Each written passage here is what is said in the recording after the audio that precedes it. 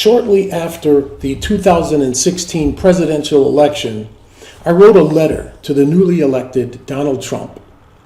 Here is what I wrote in that letter, verbatim. Dear President Trump, Sir, my name is James Lancia. I am a retired police officer from the Bridgeport Police Department, New York City metro area. I authored the book Downtown White Police about my experience as a police officer in the inner city. I have included a copy with this letter. I am also currently the criminal justice consultant for the Political Cesspool radio program syndicated by the Liberty News Radio Network. I would like to congratulate you on your election to the highest office in the United States. And for the first time in many years, I know that our newly elected president will do what is right for America and its people, and not for global interests. I am writing to you today because your victory, despite all odds, has inspired me and has renewed my desire to serve my country. Now more than ever, I want to further serve the people of the United States, and I would like to address the dire situation in South Africa. Presently, under the Obama administration, the United States is poorly represented by its current ambassador to South Africa, Patrick Gaspard, who was appointed by Obama.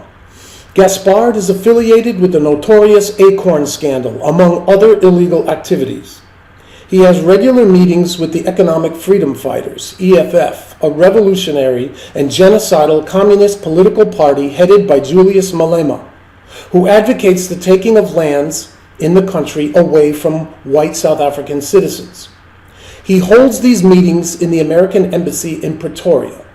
Currently, the white South African is on the United Nations Genocide Watch list, as this group is 4 times more likely to be killed in racial hate crimes than any other tribe or race in South Africa.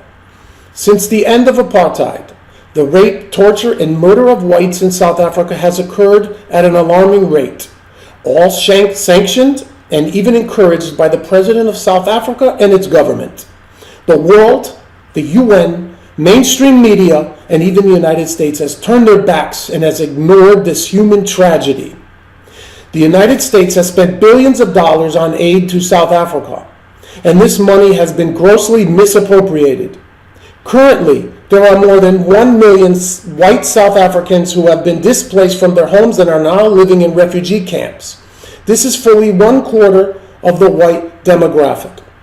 The living conditions in these camps are horrible, and they are sick and starving for lack of food, medical care, and housing.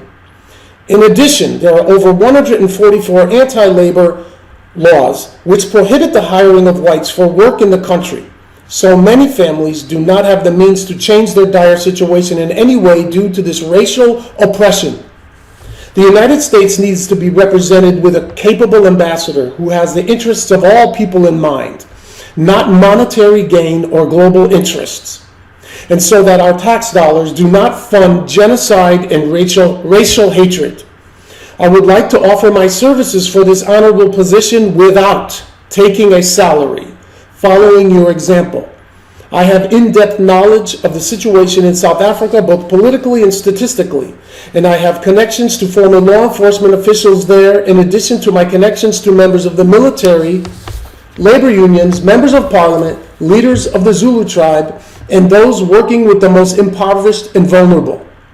These connections are willing to endorse me and back me as your choice for this position if you are willing to speak to me further regarding this subject. If you consider me for this position and would like to discuss the matter further and verify my qualifications and references, I am at your service, and you may contact me anytime for a meeting.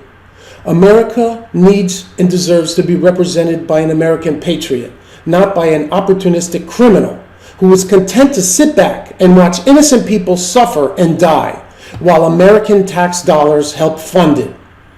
Thank you very much for your time, President Trump. Respectfully submitted, James Lancia.